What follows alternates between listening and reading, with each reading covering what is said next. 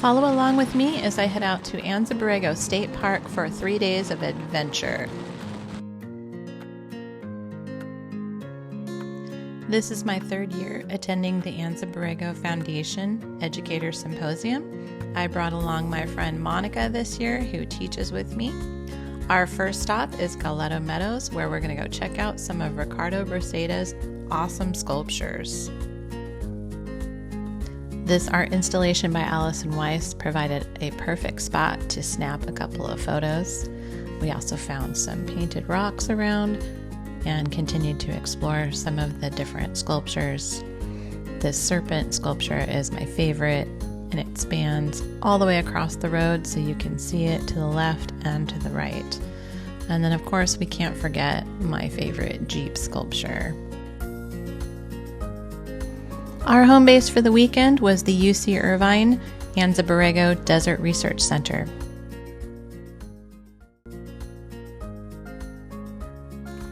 So I had to come outside right now. It is so beautiful out here, the sunset. We had a little break between speakers really quick. Let me just show you what the view looks like here. It is so pretty.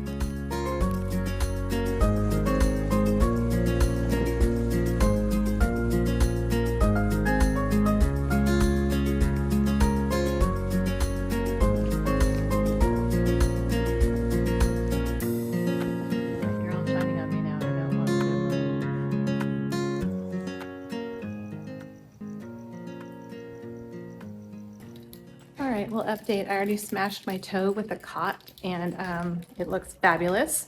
And we're going to sleep outside under the stars tonight, so I'm excited.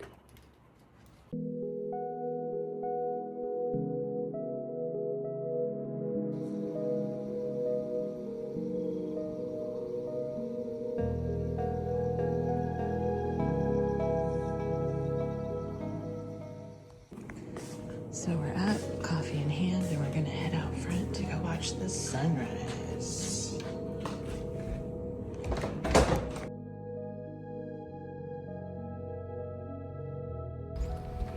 A bunch of us slept outside last night. I think some people are still tucked in. Just a couple. Beautiful morning over here. Look at that. If only I could see a bighorn sheep. Maybe today's the day.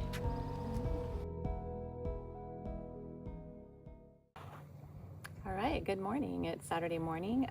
This is our second day. I think we got here around 4 and we had like a little meet and greet. We had dinner. So we had an awesome little happy hour. They always welcome us and treat us educators very well. And we had a couple of guest speakers last night. Erin English is the one who puts together this program for the Anza Borrego Foundation. She puts together the Educator Symposium, and so she kind of introduced a couple of the different things about where we're staying and went over the schedule a little bit. And then after that, we got to listen to a couple of guest speakers that kind of introduced themselves last night, because we're going to be going out on hikes and different adventures. So Paulette got up and spoke yesterday and gave a little bit of her background. She's a wildlife photographer and shared some of her photography and shared some tips with us as we're out over the next couple of days on different ways and angles to capture wildlife, and so that was really cool. And then we also listened to a wildlife tracker who's going to be taking us out on some hikes. I was very fortunate to meet him a couple of years ago, and he pointed out a couple of things. I didn't get to go on a hike with him, but we all were able to gather around the morning after we went to Fonts Point, and he found kind of like a little damp area in the wash, and we went over and inspected it, and he talked about the paw prints and the claw marks and how the animals are able to just dig down like an inch or two in certain areas and actually find water. So that was really cool. But the guest artist, she got up and spoke a little bit yesterday and introduced an architect from Barcelona and talked about his work a little bit and how he basically used a lot of things from nature that are asymmetrical and organic and used that in architecture. And so we were just talking about getting inspiration from nature. So normally for the Educator Symposiums, it's very science-based, which is cool. Like, I enjoy that because I like to incorporate everything into art for my students. But there's like a handful of artists here this year, And we're actually going to be doing an art project on Sunday, so I'm really excited about that. So she was also talking about taking some pictures and getting close up and looking at details of things as we're out hiking today, and using some of those things as our inspiration. So we slept outside last night. I'll show you some video of that. So fun fact, I've camped, I've slept in my Jeep, I've slept on top of my Jeep. I have never actually just slept outside. So last night was my first time doing that. I didn't sleep much because it was just so amazing. There was just, I don't know, I was just taking it all in, like the stars at night and all the sounds. At one point last night, it was just dead silent. It was amazing. So we're gonna head out in a little bit. I'm not sure which group I'm in yet. I know we're gonna go on some hikes. We're gonna go visit the Anza-Borrego Art Institute, and we're also going to go look at all of the metal sculptures created by Ricardo Braceda in Galeta Meadows. I really hope I get to go on a hike with Diane today, and she's taking a group out to the Borrego Palm Canyon. It is my favorite hike in Anza-Borrego, so fingers crossed. It's amazing to hike with her because she knows so much about the geology, geography, animal, plant life, and history of the Anza-Borrego Desert. So the whole time you're hiking with her, you're really getting a really rich tour. Also, I know there's going to be a group going out with Danny McCamish today, and he usually takes everybody down to kind of a transitional area where there's some water and some cottonwood trees, which people don't expect to see here in the desert, and talks about some of the research that's going on and the changes that have occurred to the land over the last several decades. So it's really awesome to be able to go out with him as well. Everybody who is guiding our groups, they all have different areas of expertise, and you just learn so much, and honestly it's so hard to take it all in. So I'll check back with you guys later. Have a great Saturday.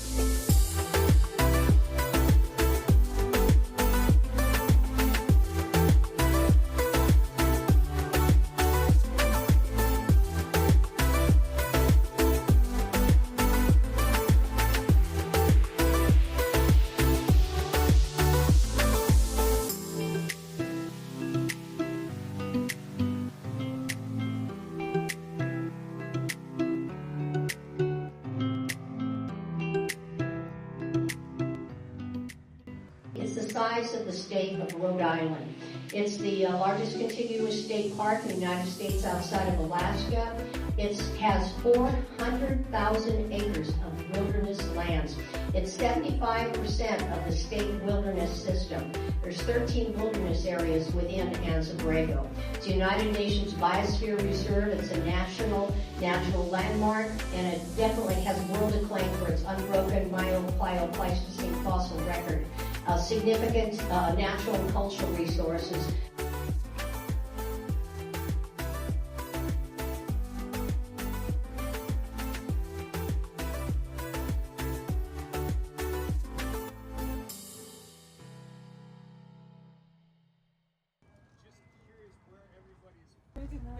Does it? Are you gonna eat it? Kind of comes out of the. How's it taste? Like green leaves? Okay, how about the flower? I'm gonna eat the flower. So you can buy moringa powder, which is the leaves that are dried, crushed down and powdered. Incredible nutrients. Oh, they're sweet. But the other Oh, interesting thing bean. is that this tree, this is a 5-year-old tree, and it grew. I'm just ate a flower off a tree. That's random.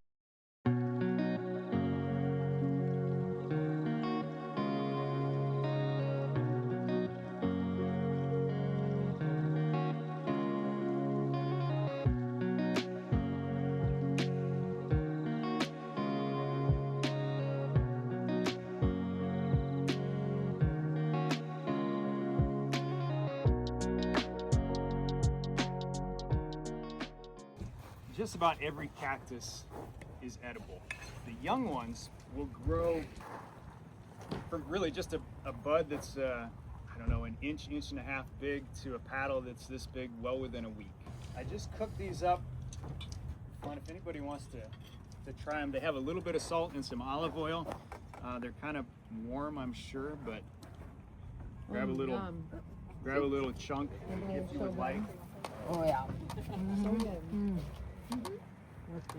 But I got to share a little bit because I really enjoy eating Nepalis during the season, which starts in March and it goes till about October or November. That's when you can harvest these paddles fresh continually, and you can clear off a plant and think, I've gotten every single Nepali. You can come back the next day, it's like zucchini, and there's all of a sudden there's more paddles. So when this art park was first getting started,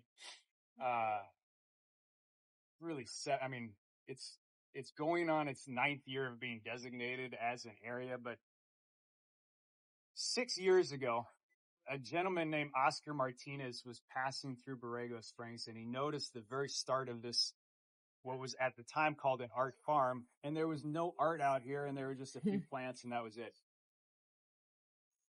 He was a graduate art student with UC Irvine, and he needed to do a project, an art installation somewhere between Palomar Mountain and the Salton Sea. And so he was eating at the restaurant over here on the corner that at the time was called Kesslin's. And he had walked out and he had seen this area and he had gotten my information. I wasn't here that day. And so he called me and he said he wanted to do an art installation at the art park. And I thought, fantastic, because there was nothing here. I mean, literally nothing. The cinder blocks were here and whatever other plants we had in the cinder blocks, that was it. But going back that way, some of the orchard trees were in, but they were just sticks in the ground. There was no art. There was nothing else that was there. So I really wanted anything to make this an art park, an art farm. So he said he had an art installation. I said, great, bring it. And that was it. He said he was coming in 2 weeks, and I didn't even care what it was. Like the dinosaur that's back there, that's what I was picturing. I was picturing him rolling into town in a fairly good-sized truck and figuring out, like, oh, how are we going to offload that giant sculpture piece and everything else? That was not the case. He showed up in a tiny little black two-door car. He parked it right over there. And he came out and he introduced himself, and I'm wondering, like, where's the art? Where's this big sculpture piece? And I'm literally looking that way towards Montezuma Grade, listening, waiting for some big truck to come down, and there wasn't. And finally he says, I've got it in the back of my car, and I'm like, oh, all right. It's like a painted rock. What is it? So he pulls out a 3-gallon orchard pot, just the black orchard pots, and inside that pot is one paddle, one Nepali paddle. And I said, that's awesome. Thank you. And at the time we didn't have any Nepali here. So I was grateful that we had something. And like I said, the majority of the species that we have here, all of these plants, they've all come from donations. So that's just kind of how it works. And so he got it. We planted it right over there in one of the raised beds and we hung out. Super nice guy. And we had fun just talking story. And then he was coming back in a couple weeks with the entire class. And the professor, he was doing a presentation about his art installation. Again, it's one paddle that he planted. So when he comes back,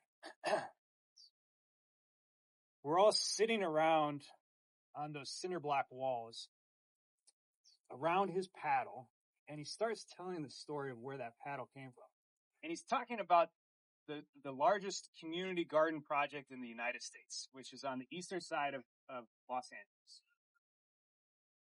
And it was called South Central Garden. And it started back in the early 90s. And it was a huge project. It had mature trees. It was a total of 17 acres. In that, there were over 250 individual kind of garden plots. They had community events. They had kitchens. They had places where food was being prepared, and it was all fantastic. But it was on a city of Los Angeles land. And so the city actually owned the land, and they had sold that land. So in 2006, a land battle started for this chunk of property that was right in the middle of urban LA.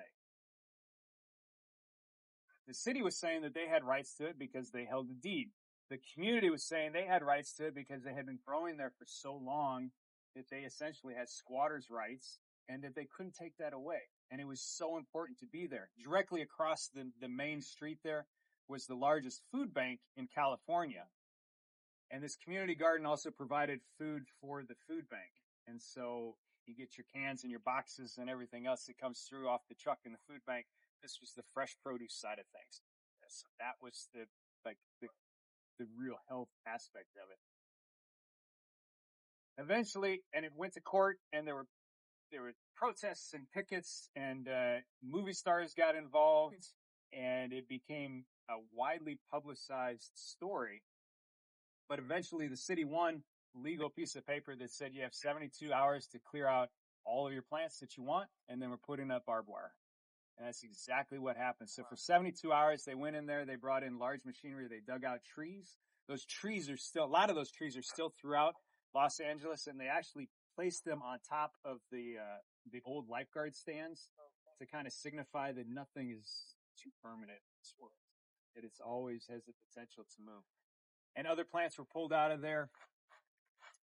The city came in, they put up the fence, they put up razor wire around the outside of it. 72 hours, that was all the time they had. Oscar Martinez was a video student at the time.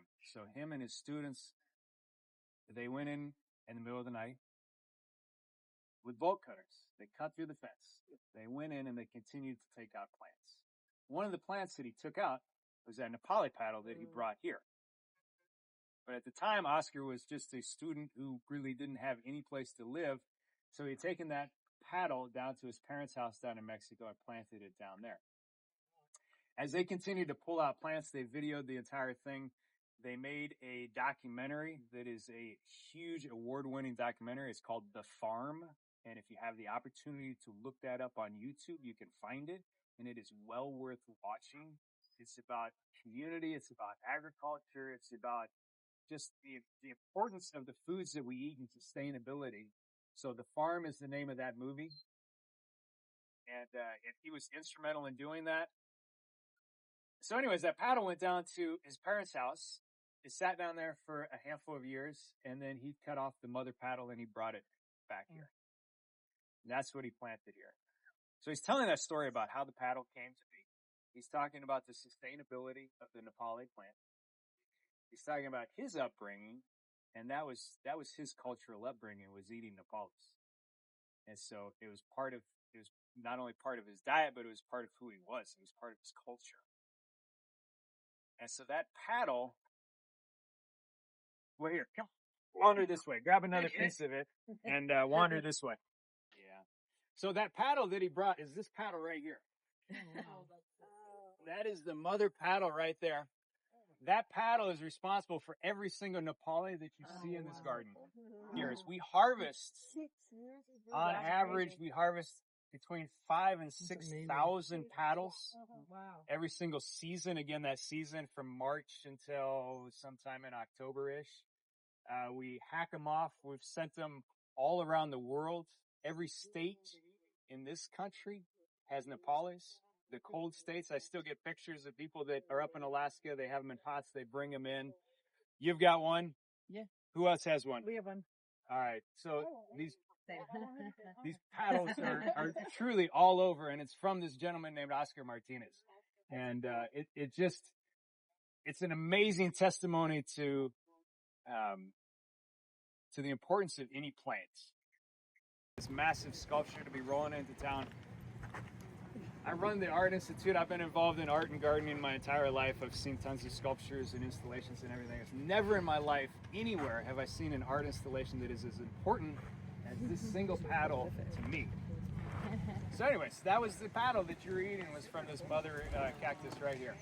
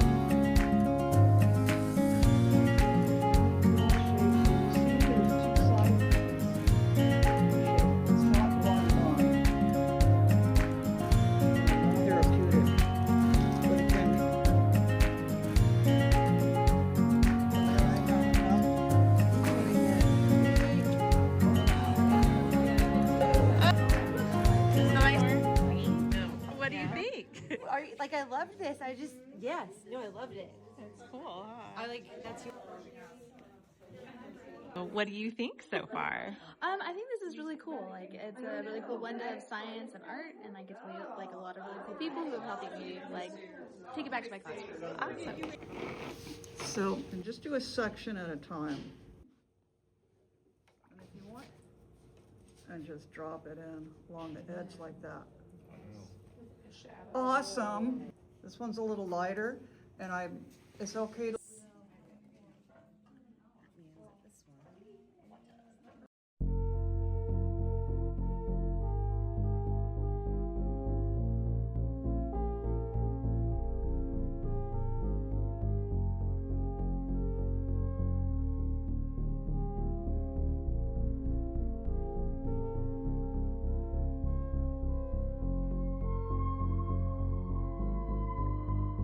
All right, Anza Borrego. Thank you for a beautiful weekend.